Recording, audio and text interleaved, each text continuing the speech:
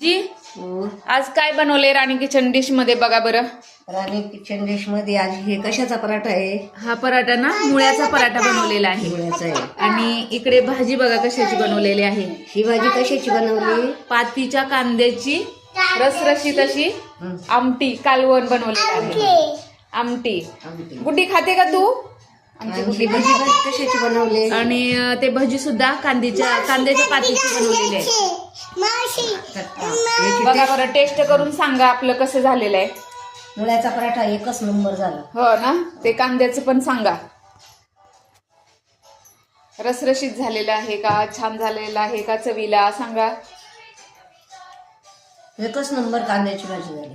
हा ना. कालवण आमटी बघा आमच्या आजीला आवडलेलं आहे. कांद्याच्या पातीचं आमटी कालवण आणि हा पराठा आणि कांद्याचीच पातीचेच भजी आहेत. हा छान झालेत ना. गुड्डी तू पण खाते का? तू पण सांग आपल्या राणी किचन डिश मध्ये कसं झालेलं आहे. बघा आता हिला वेगळंच, तिला तिखट नाही खायचं. बरं खाऊन घ्या आजी. आज लाईक करा, शेअर करा, कमेंट्स करा आवडला असेल तर, है ना. छान आहे.